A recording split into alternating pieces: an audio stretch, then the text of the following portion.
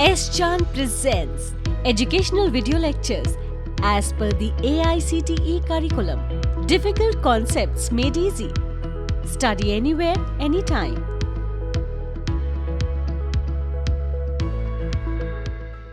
Do you know how we bend a thick pipe in industry? I'll tell you the process today.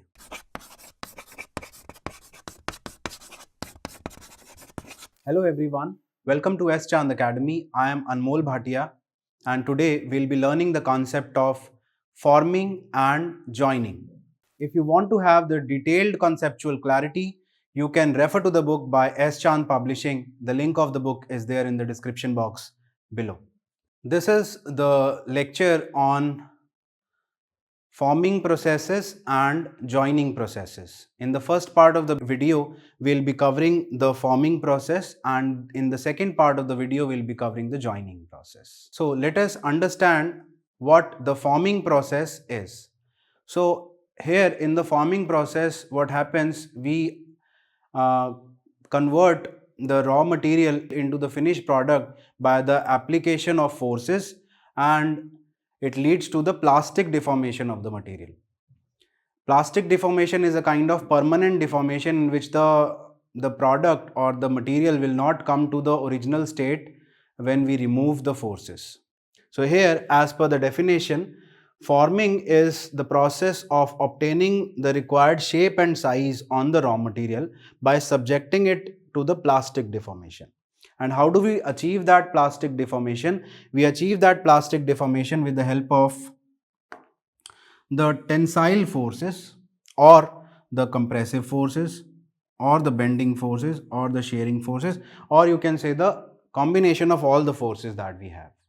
Talking about the classification of the forming processes, forming is classified under three heads, which are namely the bulk forming, sheet metal forming and the powder metallurgy or the powder metal forming. In the bulk forming, we have two categories, which is the primary operation and the secondary operation. In the primary operation, we have the cast ingot, and we convert that cast ingot into the shape of a sheet or a bar or plate or a tube. So initial part is the conversion of that ingot into a bar or the sheet as per the requirement.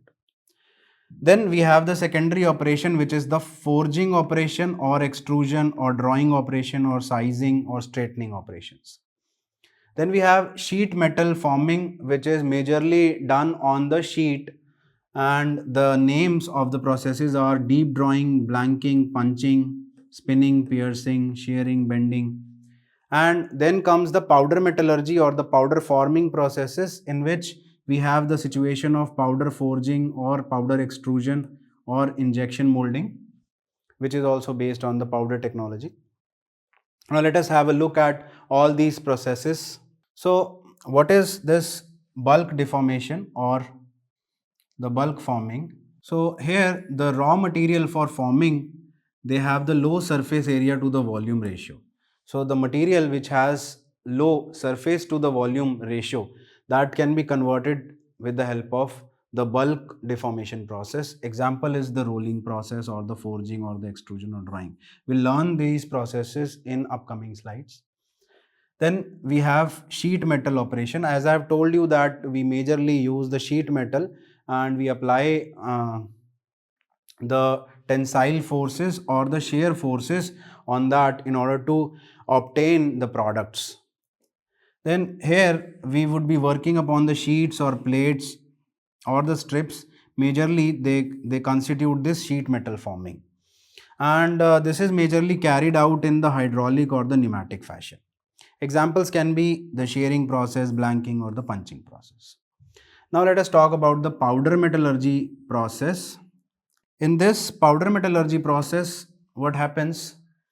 We have the fine blending of the powders initially, metal powders that we have. So we blend those powders initially, and then we compact that powder and put it into the mold, which is followed by heating of that powder in a controlled environment or a controlled atmosphere. That process is called as the sintering process, and this process would facilitate the formation of the bonds, and ultimately the final product would be created. So this is called as the powder metallurgy.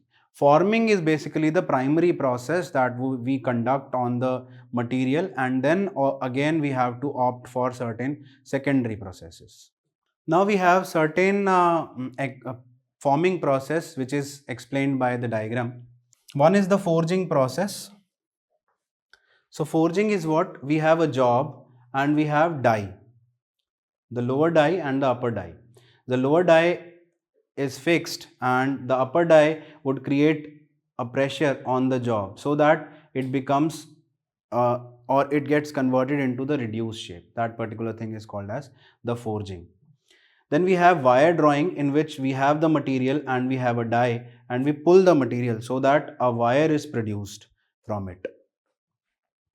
Then we have the case of rolling process, in which we have two rolls and these two rolls are moving in the opposite directions, and we put the ingot or the billet here, and when we put that ingot or the billet in between the two rolls, then the rolled metal comes out of the situation.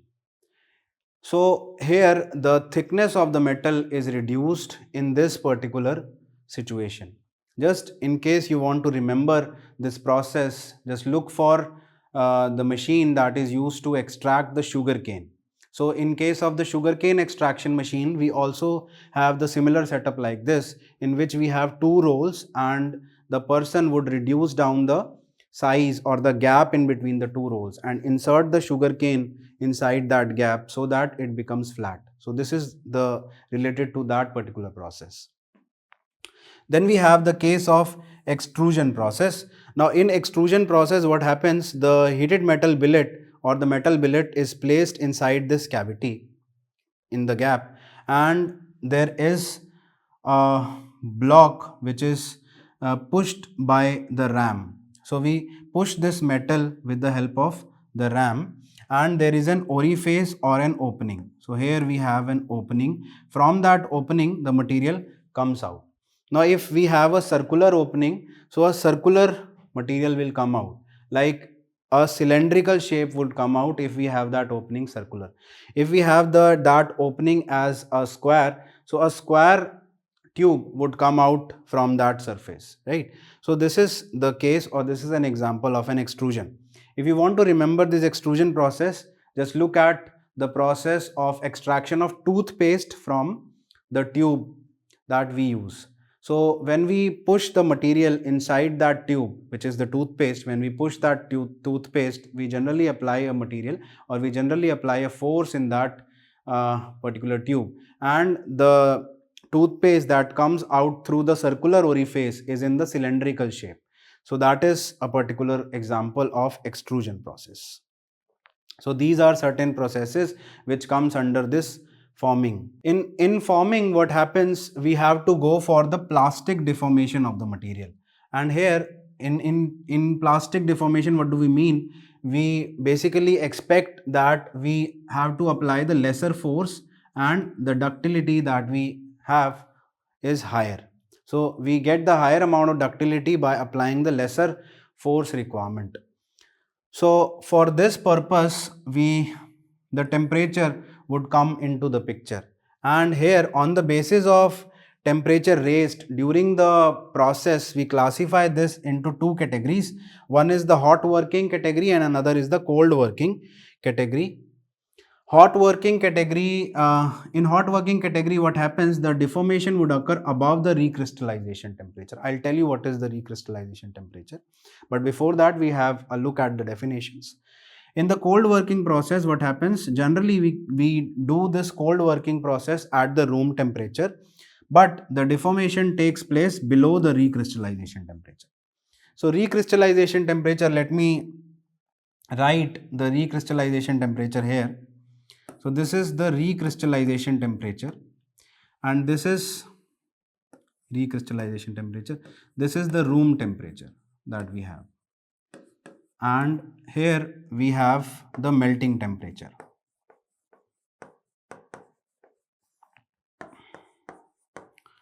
So what happens when we heat the material above the recrystallization temperature? till the melting, before the melting point, that particular situation is called as the hot working conditions. And this condition, which is in between the room temperature and the recrystallization temperature, there is the cold working situation or the cold working scenario. So recrystallization temperature is one of the important aspect that we'll discuss now. But before discussing the recrystallization temperature, let us have a difference between the two. One is the cold working process and the hot working process. I've told you that we have this cold working process which is below the recrystallization temperature, and this particular part is above the recrystallization temperature. As the material is not heated here, so the force requirement is high, and whenever the material is heated in case of the hot working process, the force requirement would be lesser. This answers to my question that I have raised in the starting of the video. I have asked you that how do we bend a thick section or a thick pipe. So whenever you apply force on the thick pipe, you cannot bend it. So what happens here, we need to heat at the center so that the deformation occurs and the grains would be deformed, and at that particular time we can bend with the help of the lesser forces. So the concept lies in that particular situation, which is the hot working conditions. Then in the cold working situation, the surface finish, although in both the situations would be good, but the tolerance here would be good, but in case of hot working, the tolerances would be not good. Strain hardening takes place here, but grain refining or grain refinements take place here. The strength is high, but ductility is less. But here is the opposite. The strength would be lesser, but the ductility would be high. Now coming to the last thing, which is the recrystallization temperature. As the name suggests, recrystallization, in which the new crystals are formed or new grains are formed. That particular temperature is called as the recrystallization temperature. So here TR represents the recrystallization temperature, which is a particular range. This is 0.3 to 0.5 times TM. TM is the melting temperature. Let's say we have the melting temperature of aluminium as 660. And we convert that melting temperature, which is in degrees Celsius, into Kelvin, which is 933 Kelvin, and we take a range which is 0.3 to 0.5, which is this 0.5 value. So 0.5 multiplied by 933 will give you a temperature range which is 377 degrees Celsius, and that is the recrystallization temperature of aluminium. So for the pure metals, we have the fixed value of recrystallization, but it varies for the alloys. So as I've told you that it is in a variable fashion. So variable value is there for the recrystallization temperature. And for certain metals whose melting point is low, which is let's say lead, tin or zinc, whose melting point is low. So for that particular situation, these recrystallization temperature is below the room temperature. So that condition, if it is there in which the recrystallization temperature is below the room temperature, so those materials cannot be formable. So these materials are not formable. So we cannot adopt this forming process in order to produce or in order to convert these raw materials into the finished products. So these are made generally with the help of casting or the powder metallurgy processes. So this is the concept that lies under the case that when do we use this casting process, which is also a primary manufacturing process, and when do we use the forming process, which is also the primary manufacturing process. With this, we come to the end of the first part of the video, which is the forming process, in which we learned about the basic idea of the forming, the types of forming processes, the temperature variation in the forming process, and the details about the recrystallization temperature.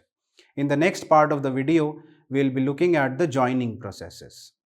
If you want to have a detailed conceptual clarity, you can refer to the book by S. Chand Publishing. The link of the book is there in the description box below.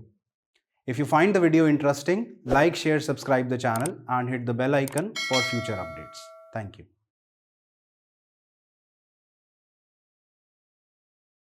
All rights reserved. This video has been prepared for educational purposes only. No part of it may be reproduced or copied without the permission of the copyright holder.